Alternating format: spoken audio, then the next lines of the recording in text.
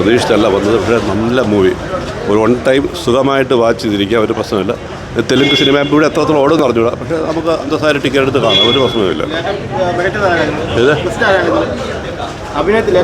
അതെ, എല്ലാവരും അവരുടെ റോള് ഭംഗിയായിട്ട് ചെയ്തിട്ടുണ്ട്. അങ്ങനെ അവർ ഇത് പറയണ്ട, എല്ലാവരും അവരുടെ റോള് ഭംഗിയായിട്ട് ചെയ്തിട്ടുണ്ട്. ലാലേട്ടന് കുറച്ച് റോളേ ഉള്ളത് കുഴപ്പമില്ലാതാക്കണം. ലാലേട്ടൻ പിന്നെ ഒന്നും മോശമാക്കുമല്ലോ. ഒരു പല പടങ്ങളിലും ലാലേട്ടൻ്റെ പടം ഓടാതെ ലാലേട്ടൻ മോശമായിട്ടല്ലല്ലോ. അതെ, ലാലേട്ടൻ്റെ ഒരു ശൈലി, ഒരു ഇൻബോൺ ആക്ടറാണല്ലോ അതിനകത്ത്. അപ്പോൾ അതിനകത്ത് നമ്മൾ അംഗീകരിച്ചേ പറ്റുള്ളൂ. ഏത് റോൾ കൊടുത്താലും പുള്ളി ഇത് ഇല്ല നെഗറ്റീവായിട്ട് പറയേണ്ട കാര്യമില്ല. മനഃപൂർവ്വം ആരെങ്കിലും നെഗറ്റീവായിട്ട് പറയാൻ വേണ്ടി പറയണമെന്നുണ്ടെങ്കിലേ ഉള്ളൂ. സുഖമായിട്ട് നമ്മളൊരു എൻ്റർടൈൻമെൻറ്റ് വേണമെങ്കിലും ഒരു സിനിമയാണ്, നമ്മൾ ബുദ്ധി കളിക്കാൻ വേണ്ടിയല്ല. പലരും എന്താ ഈ പറഞ്ഞ ബുദ്ധിജീവി കളിക്കുന്നത്, അല്പസ്വല്പം ഫാൻറ്റസിയും കാര്യങ്ങളും അതെല്ലാം നോർമൽ കേസിനകത്ത് കാര്യങ്ങൾ വരും ഇതിനകത്ത്.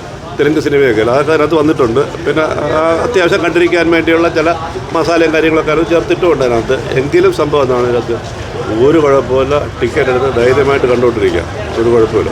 രാവിലെ ഞാൻ സമയം പോകാൻ വേണ്ടി വന്നതാണ്, വെറുതെ ഒന്ന് ഫ്രീ ആയതുകൊണ്ട് വന്നതാണ്. പക്ഷേ ഒരു നഷ്ടവും തോന്നുന്നില്ല, സുഖമായിട്ട് കണ്ടുകൊണ്ടിരിക്കാം. കുഴപ്പമില്ല, നല്ല പടം. ലാലേട്ടനെ കാണാൻ വേണ്ടി വന്ന കണ്ടു, സന്തോഷം. ഒരു 10 മിനിറ്റ്. കുഴപ്പമില്ല, എല്ലാം ഇഷ്ടപ്പെട്ടു, നല്ല ആവറേജാണ്. പടം കുഴപ്പമില്ലായിരുന്നു, പക്ഷേ കാസ്റ്റിംഗ് മോശമാണ് ബ്രോ. എസ്പെഷ്യലി വിഷ്ണു മഞ്ജു എന്ന് പറഞ്ഞ മെയിൻ നായകൻ തന്നെ, ഹീറോ തന്നെ പോരാ. കാരണം പുള്ളിയുടെ ഡയലോഗ് ഡെലിവറി ആയിരുന്നാലും പുള്ളിയുടെ ഫേസിലൊന്നും വരുന്നില്ല. വേറൊരു കാസ്റ്റിംഗ്, വേറൊരു ഹീറോ ആയിരുന്നെങ്കിൽ നന്നായിരുന്നു തന്നെ. ലാലേട്ടൻ്റെ റോൾ അടിപൊളിയായിട്ട് ലാലേട്ടൻ ചെയ്തിട്ടുണ്ട്, പക്ഷേ ചെറിയ കുഞ്ഞു റോളായിപ്പോയി.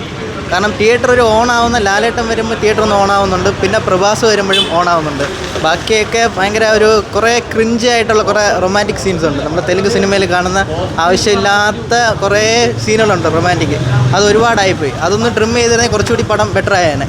പിന്നെ നായക നടൻ വേറൊരാളായിരുന്നെങ്കിൽ ഈ പടം കുറച്ചുകൂടി വർക്കായേനെ, ഇമോഷണലി വർക്കായേനെ. ലാലേട്ടൻ അടിപൊളിയായിട്ട് ചെയ്തിട്ടുണ്ട്, പക്ഷേ റോൾ ചെറിയ റോളാണ്. നമ്മൾ കുറച്ചുകൂടി എക്സ്പെക്ട് ചെയ്യും, കുറച്ചുകൂടി വേണമെന്ന് തോന്നും. പ്രഭാസിൻ്റെ നല്ല റോളാണ്. ഇല്ല റോളുണ്ട്, അത്യാവശ്യം നല്ല റോൾ തന്നെ പ്രഭാസിനുണ്ട്. പ്രഭാസും ലാലേട്ടനും വരുമ്പോഴാണ് തിയേറ്റർ കുറച്ചുകൂടി ഒന്ന് ഓണാവുന്ന, കുറച്ച് നമുക്കൊന്ന് കാണാൻ ഒരു ഇമോഷണലി ഒരു ഫീല് തോന്നുന്നത്. കാരണം നായക നടൻ്റെ അഭിനയം പോരാ, മോശമാണ്.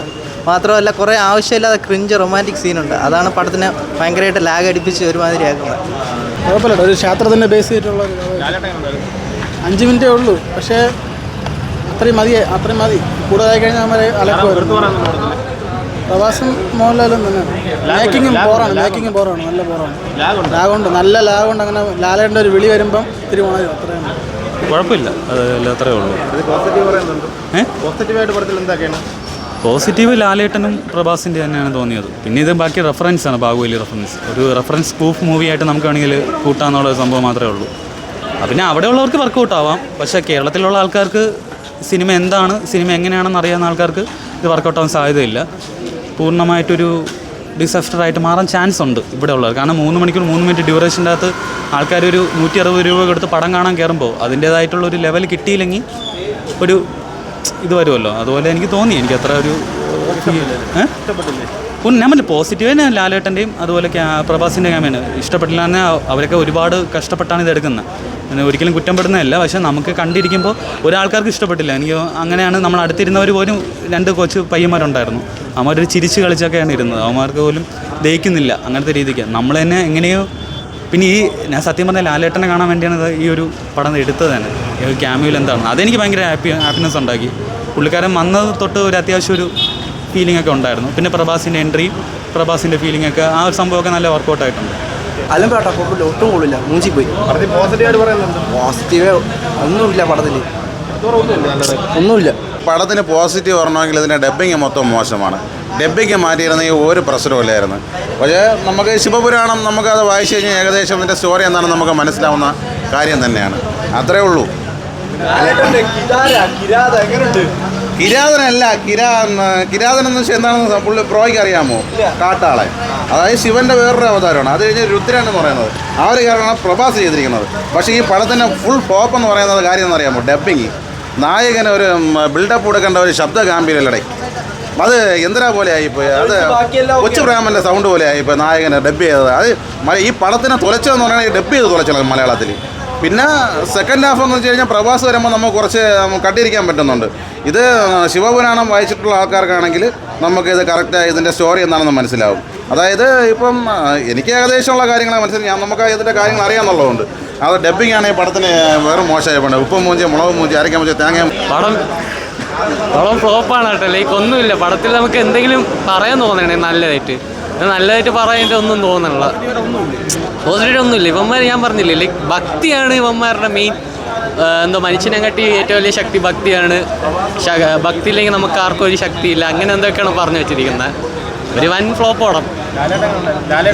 പറയാണ്ടിരിക്കുകയാണ് നല്ലത്. ചുമ്മാ വെറുതെ പൈസ കൊടുക്കാണ്ടൊക്കെയാണ്, പൈസ വാങ്ങണ്ടെന്ന് ചെയ്തെന്ന് പറഞ്ഞു. എനിക്ക് തോന്നണില്ല പൈസ വാങ്ങിക്കാണും. കാരണം അമ്മാതിരി ഒരു പന്ന റോളാണ്. മോശമായിരുന്നു ബ്രോ, ഭയങ്കര മോശം. ഇത് 200 കോടിക്ക് ബഡ്ജറ്റ് വെച്ചിട്ടുണ്ട്. ഇതിൻ്റെ കാൽഭാഗം പോലും ഇവർ അടിക്കാൻ പോകണില്ല. ഇതിൽ മോഹൻലാൽ പിന്നെയും ഭേദമായിട്ടുണ്ട്. കാരണം നമ്മളെല്ലാവരും ഇതിൽ മോഹൻലാൽ ഒരു ട്രോൾ മെറ്റീരിയൽ ആവുന്നുണ്ട്. പക്ഷേ മോഹൻലാൽ ട്രോൾ മെറ്റീരിയൽ ആവില്ല, ബാക്കിയുള്ളവരെല്ലാവരും ആവും. പോസിറ്റീവായിട്ട് ഇതിൽ ഒന്നുമില്ല ബ്രോ. ശരിക്കും പറഞ്ഞാൽ പോസിറ്റീവായിട്ട് ഒന്നുമില്ല. ആകെ പറയാനുള്ളതെന്ന് പറഞ്ഞാൽ 3 മണിക്കൂർ ഇതിൽ ഈ സിനിമ കാണാൻ പറ്റാൻ വേറെ വല്ല പടം കാണാനായിരിക്കും ഏറ്റവും നല്ലത്. ഭയങ്കര മോശമായിരുന്നു, ഭയങ്കര സഹിക്കാൻ പറ്റൂല. പുരാതന ക്രിഞ്ച് ഭക്തി ഫെസ്റ്റ് എന്ന് വേണമെങ്കിൽ പറയാം. നോർത്ത് ഇന്ത്യയിൽ കൂടാൻ പോകുന്നില്ല. ഒരാഴ്ച വാശ കിട്ടും, ഒരാഴ്ച കൊണ്ട് എല്ലായിടത്തും ദിവസം. ലാലേട്ടൻ്റെ ഗെറ്റപ്പൊക്കെ വെറും കൂറ, ട്രോളന്മാർക്ക് ആഘോഷിക്കുക കിട്ടും. ലാലേട്ടൻ്റെ അഭിനയം ആ പാവം പറ്റുന്ന രീതി എന്തൊക്കെ ചെയ്തു വെച്ച്, പക്ഷേ പ്രതിഫലം വാങ്ങിക്കാതെ എന്തുകൊണ്ടെന്ന് മനസ്സിലായി. കാരണം ഇന്ന് വാങ്ങിച്ചു കഴിഞ്ഞാൽ അതും കൂടെ നഷ്ടമായി പ്രൊഡ്യൂസർക്ക്. അതായി ലാലേട്ടൻ കുറച്ചേ ഉള്ളൂ, എന്നാലും കുഴപ്പമില്ല. പ്രവാസമുണ്ട്, കൊള്ളാം. മൊത്തത്തിൽ ആവറേജാണ്, മാസില്ല. ലാലേട്ടൻ കുറച്ചേ ഉള്ളൂ.